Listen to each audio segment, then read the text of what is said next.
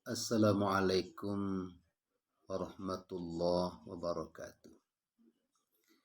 Alhamdulillah wassalatu wassalamu ala Rasulillah amma ba'du. Saudara-saudaraku sekalian, kita tidak perlu bercita-cita membangun Indonesia. Lebih baik kita bercita-cita tiap orang bisa membangun dirinya sendiri.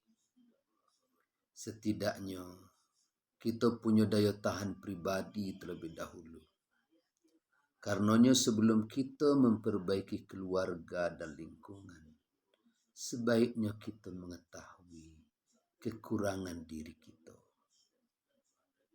Jangan sampai kita tidak mengetahui kekurangan diri kita sendiri. Jangan sampai kita ngimbang di balik jas, sembunyi di balik dasi dan merek. Jadi, target awal kita adalah kita berani jujur kepada diri kita sendiri. Sebab sebagai ayah tidak bisa memperbaiki keluarganya kalau ayah tidak memperbaiki dirinya sendiri. Mana memperbaiki diri jika tidak mengetahui apa yang mesti diperbaiki? Kita harus memulai segalanya dengan memperbaiki diri. Sebab kita tidak bisa memperbaiki orang lain kalau diri kita sendiri baik tidak diperbaiki. Sebagai ustadz akan terkesan ngato-ngato baik jika ustadz bicara tentang orang lain agar memperbaiki diri. Sedangkan ustadz sendiri tidak memperbaiki diri. Dalam bahasa Al-Quran, kabura maqtan indallahi an taqulu ma la taf'alun. Sangat gedang kemurkaan Allah kepada orang yang pandai berkata, sedangkannya sendiri tidak berbuat. Mudah-mudahan dengan kegigihan kita memperbaiki diri, nantinya daya tahan rumah tangga kita mulai membaik. Kalau sudah daya tahan rumah tangga kita membaik, insya Allah kita bisa berbuat banyak untuk bangsa kita ini. Tahap selanjutnya adalah nak dibawa kemana rumah tangga kita ini.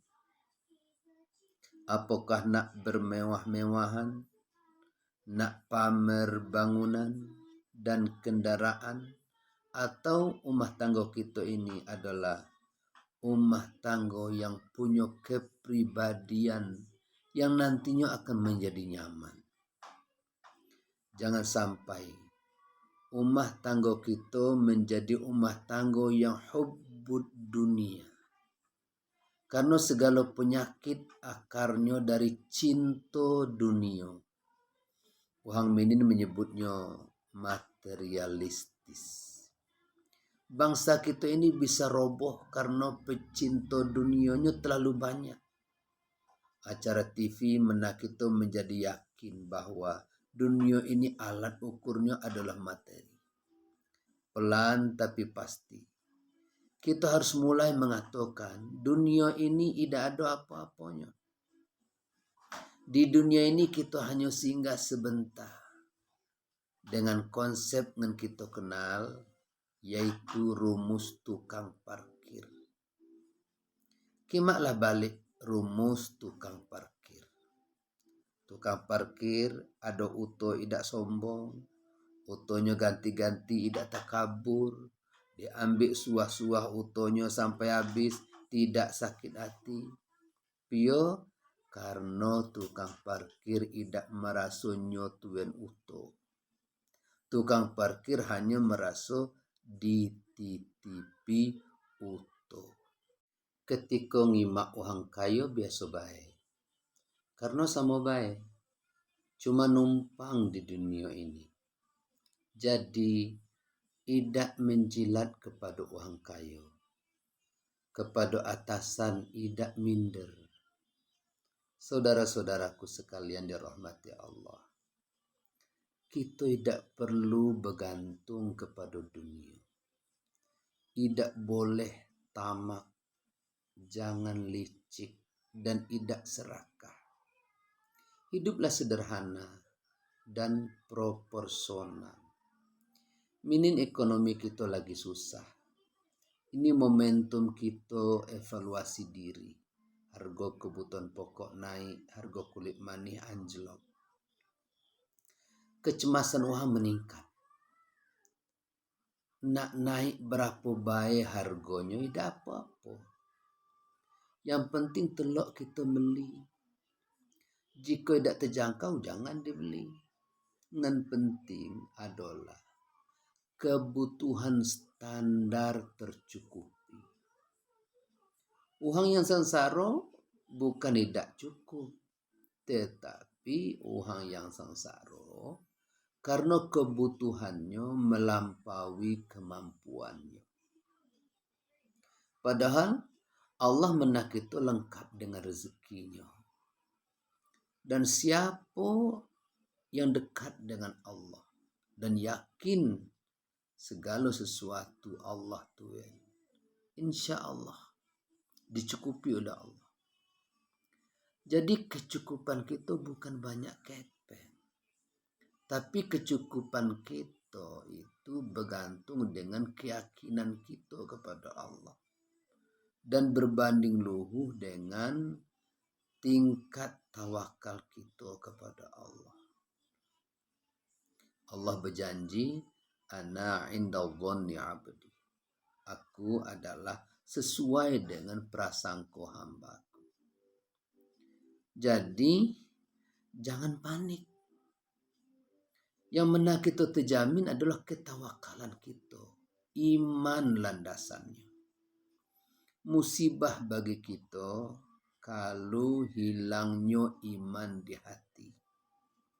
Cacat bagi kita kalau tidak punya iman di dada. Jadi kita tidak punya alasan untuk panik.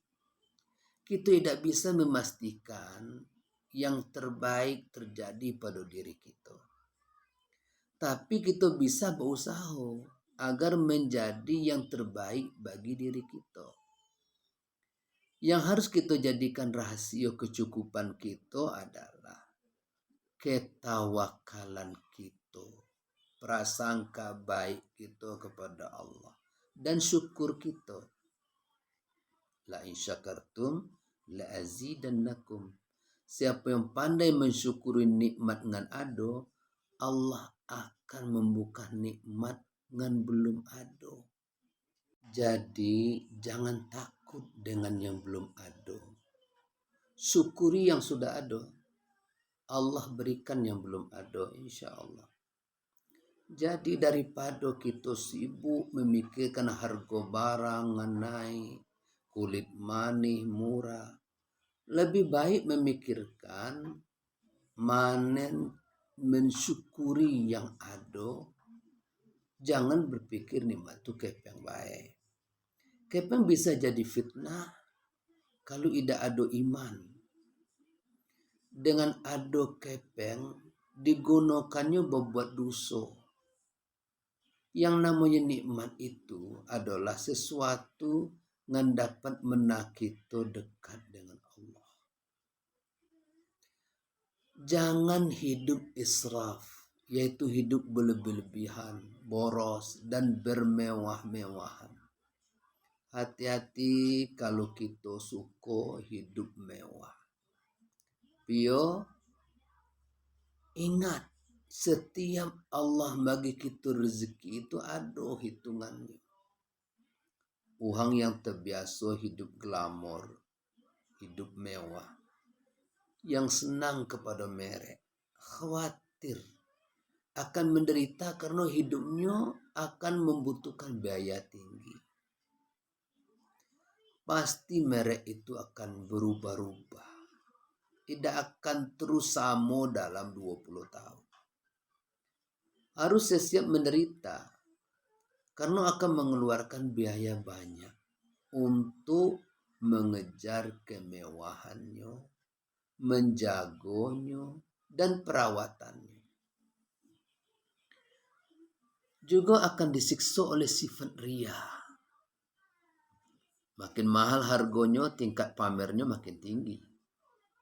Pikiran jadi letih, lelah, tegang. Karena rampok akan berminat. Nyo nak pamer tapi takut dirampok. Jadinya pening. Makin tinggi keinginan pamer, makin orang lain menjadi iri, dengki. Pokoknya kalau kita terbiasa hidup mewah, risikonya tinggi. Ketentraman tidak terasa. Baiknya kita bersyukur, yaitu hidup sederhana atau proporsional. Kalau kita terbiasa hidup bersahaja, peluang rianya kecil. Tidak ada yang perlu dipamerkan. Sederhana tidak menauhang iri.